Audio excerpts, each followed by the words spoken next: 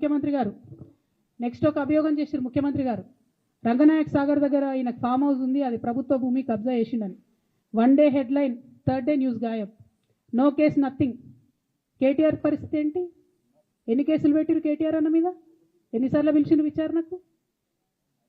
ఇవన్నీ పక్కన పెడదాం. నిన్నటి లేటెస్ట్ ఇష్యూ మాట్లాడదాం. కాళేశ్వరం కానీ ఇంకోటి కానీ ఏ ప్రభుత్వంలో అయినా పొలిటికల్ పాలసీ చేసేవాళ్ళు, విధానపరమైన నిర్ణయాలు తీసుకునే వాళ్ళు ముఖ్యమంత్రులు ఉంటారు. కింద ఉన్నటువంటి మంత్రులు దాన్ని ఎగ్జిక్యూట్ చేయాలి. కేసీఆర్ గారు ఒక పాలసీ డెసిషన్ తీసుకున్నారు, నేను కాళేశ్వరం ప్రాజెక్టు కడతా, దానికి ఇన్ని డబ్బులు ఇస్తా అని. ఆనాడు మంత్రి ఎవరు? ఎగ్జిక్యూషన్ చేయాల్సింది ఎవరు? 2014 నుంచి 2018 వరకు తుమ్మిడిహెట్టి దగ్గర నుంచి మేడిగడ్డకు స్థలం మార్చినప్పుడు మంత్రి ఎవరు? ప్రాజెక్టులు డిసైడ్ చేసినప్పుడు మంత్రి ఎవరు? అన్ని మీటింగ్లు, టెక్నికల్ ఇష్యూస్ చూసుకోవాల్సింది ఎవరు? ఇవన్నీ రేవంత్ రెడ్డి గారు మాట్లాడారు. నేను మొత్తం అసెంబ్లీ స్పీచ్ చూడరు మీరు, వీళ్ళ మ్యాచ్ ఫిక్సింగ్ అనేది మీకు తెలిసిపోతుంది. ఏం మాట్లాడరు ఆయన. ఎంతసేపు కేసీఆర్ కాళేశ్వరం కట్టిండు, కేసీఆర్ కుటుంబం 1,00,000 కోట్లు తిన్నది. అరే 2007 నుంచి ఇప్పటివరకు కాళేశ్వరం 1,00,000 కోట్లు కూడా ఖర్చు కాలే. 1,00,000 కోట్లు ఖర్చు కానీ ప్రాజెక్టులో 40 లక్షల ఎకరాలకు నీళ్ళియంగా కూడా 1,00,000 కోట్ల అవినీతి అయింది అంటారు రేవంత్ రెడ్డి గారు.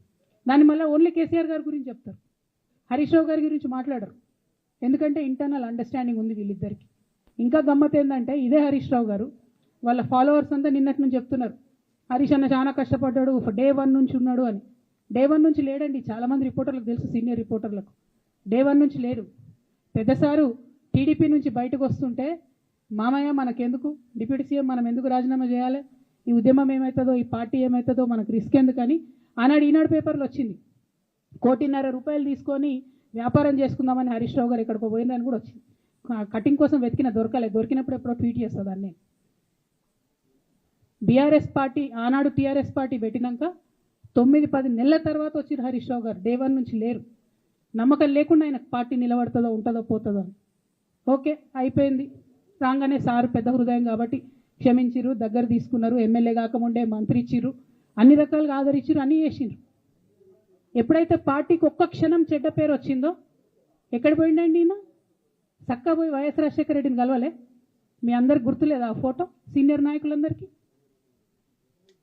బాగా మాట్లాడతారు, అన్ని దగ్గర ఉన్నా, నేనే ఉన్నా, నేను ఎక్కడ లేను. నిన్న పాపం చాలా మంది ఈ కొత్త సోషల్ మీడియా పిల్లలు ఉన్నట్టు వాళ్ళకి హిస్టరీ తెలియదు అనుకుంటా, అందుకే చెప్తున్నా ఇవాళ. అదేవిధంగా నేను పెద్ద ట్రబుల్ షూటర్ అంటారు. ట్రబుల్ షూటర్ కాదు, ఈజ్ ఎ బబుల్ షూటర్. ఆయన ఏంటంటే ట్రబుల్ ఆయన్నే క్రియేట్ చేస్తాడు, చేసి నేనే సాల్వ్ చేసినట్టు నటిస్తాడు.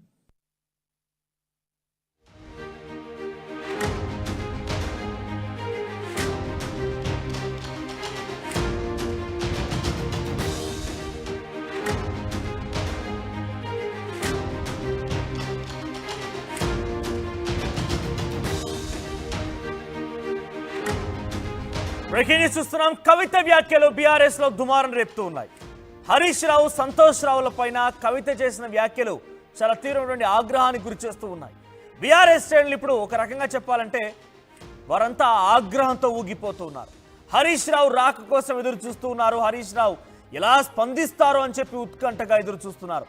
తప్పకుండా హరీష్ రావు బయటికి వచ్చి, ఆయన విదేశీ పర్యటనలో ఉన్నారు. ఆయన తన కూతురుకు సంబంధించి గ్రాడ్యుయేషన్ ప్రోగ్రామ్ ఉంటే విదేశాలు వెళ్ళినట్టు తెలుస్తోంది.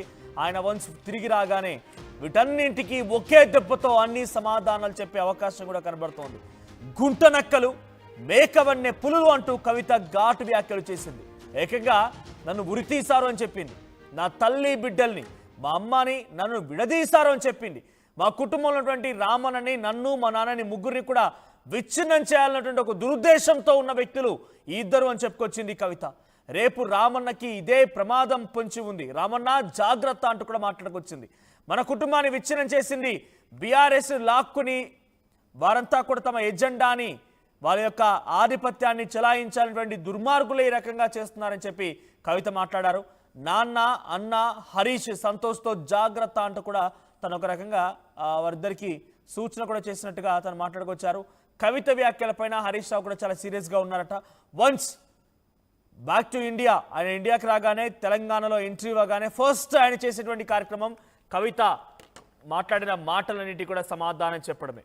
వీళ్ళంతా రాజకీయంగా ఇంకా ఓనమాలు నేర్చుకోక మునిపే, పలకా బలపం పట్టక మునిపే నేను మంత్రిగా అయ్యాను, నాకు వీరు మాట్లాడతారా, నాతో వీళ్ళు మాట్లాడతారా అంటూ తన సన్నిహిత నేతలతో తన ముఖ్య అనుచరులతో ఆయన ఫోన్లో సంభాషించినట్టు తెలుస్తోంది. నేనంతా ఓనమాలు, నేను కేసీఆర్తో పాటుగా కేసీఆర్ రాజకీయంగా వచ్చినటువంటి ఆయన వెన్నంటే వేలు పట్టుకొని నడిచాను. నేను మేనమామ వేలు వదులైనటువంటి ఒక అల్లుడిని. సో అటువంటి సిచ్యువేషన్ నుంచి నన్ను ఈ రకంగా ఆరోపణలు చేసి నన్ను అబాస్ పాలు చేయాలని చూస్తారా? ఇంత దుర్మార్గమైన చర్యలా?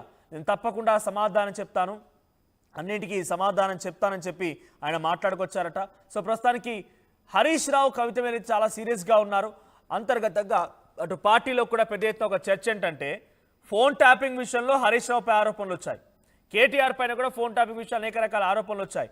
ఇప్పటివరకు నేను చెప్పింది కేవలం రాజకీయ కథా చిత్రం మాత్రమే. రేపు కుటుంబ కథా చిత్రాన్ని కూడా బయట పెడతానని చెప్పి చివరిగా కంక్లూజన్లో కవిత చెప్పి మీడియా సమావేశాన్ని ముగిస్తే, మరి రేపటి నుంచి ఎటువంటి విషయాలు చెప్తోంది? ఈ ఫోన్ ట్యాపింగ్ నిజమేనా? హీరోయిన్ల ఫోన్ ట్యాపింగ్ చేసి నిజమేనా? హరీష్ రావు పలువురు రాజకీయ నేతల ఫోన్లు ట్యాపింగ్ చేసి నిజమేనా? ఈ ట్యాపింగ్ల పైన ఇంకా ఎటువంటి అంశాలను కవిత బయట పెడుతుందో కొంత ఆందోళన కలిగిస్తోంది బీఆర్ఎస్ పార్టీలో కూడా. బీఆర్ఎస్ పార్టీ కూడా చాలా ఉత్కంఠగా ఎదురు చూస్తోంది కవిత ఇంకా రాను రోజులు ఏం మాట్లాడబోతున్నారు అనేది. ఒకసారి హరీష్ రావుపై కవిత వ్యాఖ్యల్ని చూద్దాం. ఏం కాంట్రిబ్యూషన్ లేదన్నది, ఓన్లీ హరీష్ అన్నది సంతనదే ఉన్నదా కాంట్రిబ్యూషన్? వీళ్ళు మేకవనే పులులు నాన్న, వీళ్ళు మీ ముంగట నటిస్తారు అంతే. బయట వాళ్ళ నిజస్వరూపం వేరేలాగా ఉంటుంది. యాజ్ అ డాటర్గా రిక్వెస్ట్ చేస్తున్నా, ఒకసారి ఆలోచన చేయండి వాళ్ళ గురించి. నాకేమొద్దు, నన్ను పార్టీలోకి వెళ్ళి సస్పెండ్ చేసి నో ప్రాబ్లం, కానీ వాళ్ళని పార్టీలో ఉంచుకుంటే పార్టీ ఎట్లుంటుంది అన్నది మీరు ఆలోచన చేసుకోండి. ఇక అల్టిమేట్గా నేను చెప్పదలుచుకున్నది ఒకటే,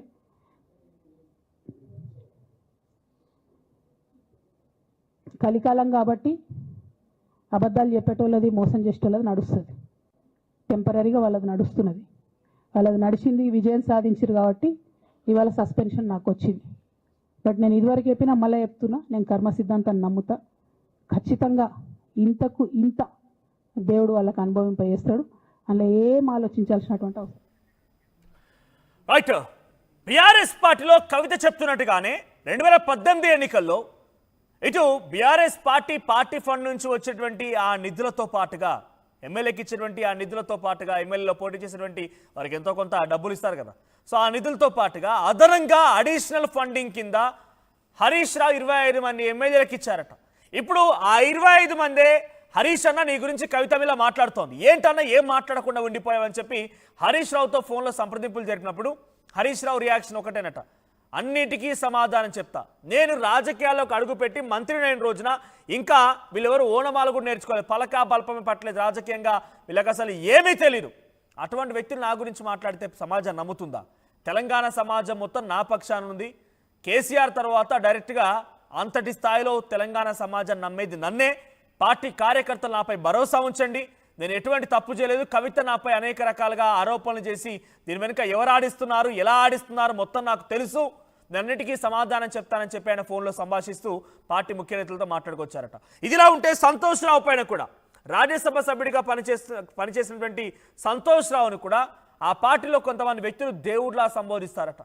పదవులు ఇచ్చింది కేసీఆర్, మీకు ఒక భవిష్యత్తును చూపించింది కేసీఆర్, కానీ సంతోష్ రావుని దేవుడు అంటారు. అంటే ఎందుకు? సంతోష్ రావు ఇద్దరు కలిసి అక్రమాలకు పాల్పడ్డందుక. సంతోష్ రావు ముఖ్య అనుచరుడిగా ఉన్నటువంటి పోచంపల్లి శ్రీనివాసరెడ్డి అనే వ్యక్తి ఎమ్మెల్సీగా ప్రస్తుతం